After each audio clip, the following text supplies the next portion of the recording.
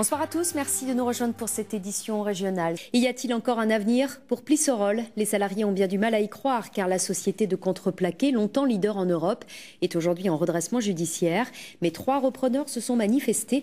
L'un d'entre eux a visité l'usine de Fontenay-le-Comte aujourd'hui. Marie-Christine Dupé et Dominique Lemay.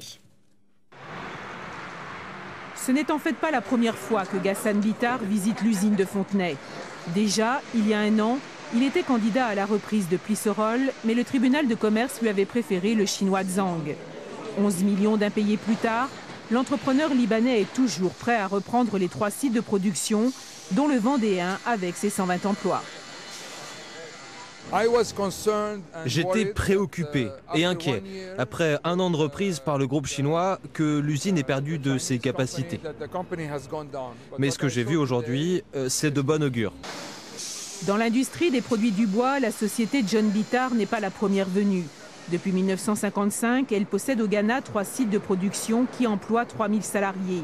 Certes, les 600 000 hectares de forêt au Gabon que possède Plissorol l'intéressent, mais l'industriel semble prêt à investir en France, un atout pour les responsables locaux. Moi j'ai mis 3 conditions. Un projet industriel avec une capacité financière et sauvegarder l'emploi sur Fontenay-le-Comte. C'est le seul repreneur qui pour l'instant a fait une visite des sites. C'est le seul que j'ai vu sur Fontenay. Donc pour moi c'est un repreneur très fiable et qui a un projet industriel qui semble viable. Nous avons l'intention de conserver tous les emplois à Fontenay et à Épernay. Sans dévoiler sa stratégie financière, un audit est en cours. Ghassan Bitar a tenté de rassurer les salariés. Il connaît déjà un peu le travail, tout ça, donc on peut avoir une continuité dans le contreplaqué. Ça peut être intéressant. Un sauveur, on espère quand même qu'il reprenne sans trop de casse. Mais bon, on sait bien que pertinemment, on aura de la casse, que ce soit même chez nous ou dans les autres sites. On pense à tout le monde, même ceux au Gabon aussi.